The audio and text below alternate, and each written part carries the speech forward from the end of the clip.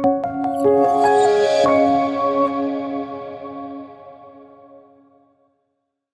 name is Kingsmill Bond from Carbon Tracker. I'm here to talk about the impact of the energy transition. And one question often is, why is it that the incumbents are wrong about the speed and the nature of this energy transition? And the first answer is that incumbents in this, as in any sector, are seeking to maintain their dominance and are assuming what they want to happen rather than what will happen. There's two specific errors that they're making are the speed of the growth of the new energy technology and the impact of peaking demand upon the incumbents themselves. The second question is, what is the role of government in the energy transition? And I would suggest that there are three primary roles that government has in this transition. The first is to tax the externality.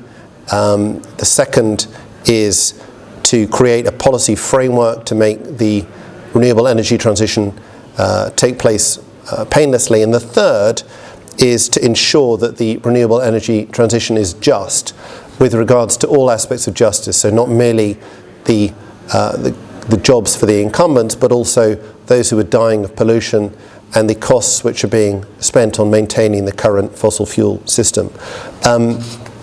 The third question was, what is the role of Europe in this transition? And I think the role of Europe, first of all, it's notable that Europe is already a major energy importer and consequently stands to benefit from producing its own domestic energy sources. So one aspect of the answer is to say that Europe will benefit regardless within this energy transition.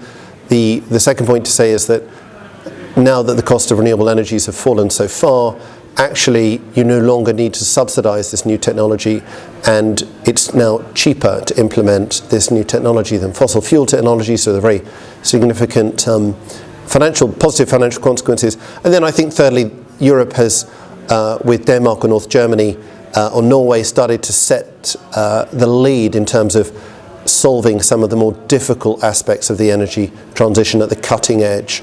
And of course there are benefits from doing that as well. Risks of the energy transition, well, the primary risk really is inertia and incumbency, and the ability of populists to stir up domestic protests against the transition.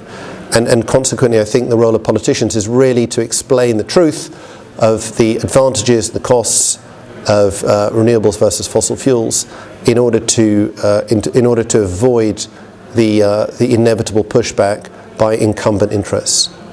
Thank you.